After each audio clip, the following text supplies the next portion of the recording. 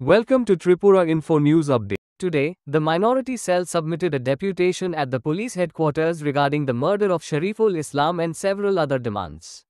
Listen to what the leader says about their deputation to the police.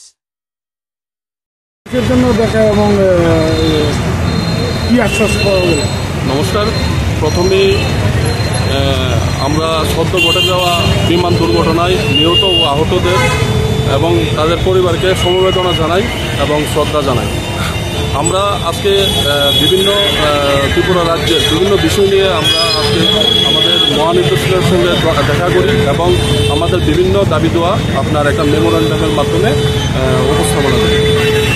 এর মধ্যে আপনার উল্লেখযোগ্য হলো যে আপনারা শুনতে পেরেছেন যে এই কয়েকদিন আগে আপনার ইন্দ্রনগরের শরীফুল ইসলাম নামে একটা ছেলেকে নৃশংসভাবে হত্যা করা হয়। হত্যা করার পর একটা ট্রলি ব্যাগে করে হন্ডাসরে একটা ডিপ ফ্রিজের মধ্যে রাখা হয়। তো আমরা ওই কেসের সঙ্গে যারা জড়িত ছিল 6 জনকে অ্যারেস্ট করেছে। 6 জনের সঙ্গে যদি আরও কেউ জড়িত থাকে আমরা পুলিশ প্রশাসনকে অনুরোধ করেছি যে তাদেরকেও যাতে অ্যারেস্ট করা হয় এবং কঠোর থেকে কঠোর শাস্তি দেওয়া হয়, যাতে ত্রিপুরা রাজ্যের ইতিহাসে দ্বিতীয়বার এরকম ঘটনা না ঘটে। সেই সঙ্গে আমরা উদয়পুরে আপনারা দেখতে পাচ্ছেন যে কিছুদিন আগে একটা কুরবানিকে কেন্দ্র করে একটা মাইনরিটি সম্প্রদায়ের উপরে আপনার নৃশংসভাবে অত্যাচার চলায় ওই বাড়িগুলো ভাঙচুর করা হয়, পুরুষ হতে মহিলা সবাইকে আপনার আক্রমণ করা হয়।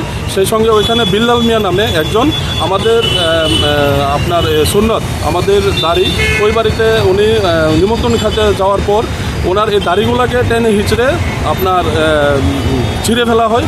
কিন্তু থানাতে আপনার নামদাম দিয়ে আসামিগুলার দুষ্কৃতিগুলার নামদাম দিয়ে কেস করার পরেও আপনার ওই দুষ্কৃতিগুলো এখন পর্যন্ত অ্যারেস্ট হয়নি।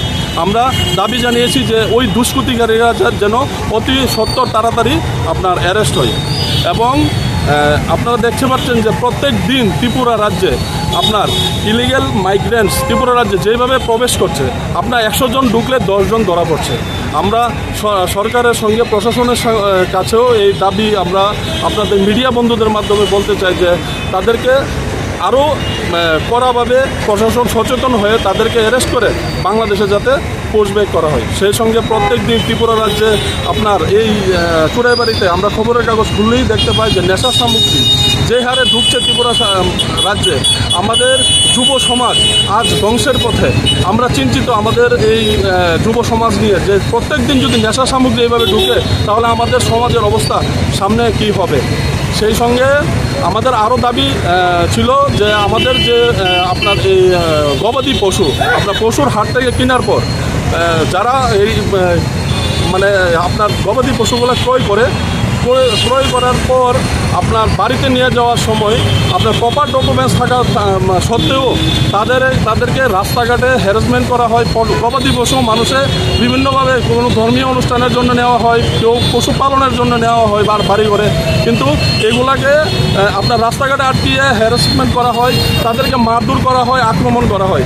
আমরা যাতে ত্রিপুরা রাজ্যে এইসব সংস্কৃতি যাতে সামনে আর আমরা না দেখতে পাই, আমরা প্রশাসনের কাছে আবেদন জানিয়েছি যে ত্রিপুরা রাজ্যে যেন এইসব সংস্কৃতি আপনার বন্ধ হয়।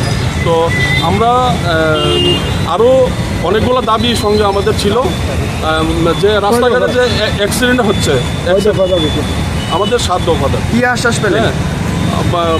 আমাদের মহানির্দেশক স্যার বলেছেন যে হ্যাঁ স্ট্রিক্ট অ্যাকশন নেওয়া হবে, এগুলা দেখবে, এগুলা কীভাবে ইমপ্রুভ করা যায় স্যার ওইগুলা উপর দিকে আরও মানে নিয়ে যাবে, কথা বলবে, এগুলা ইয়ে হবে। নমস্কার। Subscribe to Tripura Info and press the bell icon so that you never miss any latest updates and news on Tripura.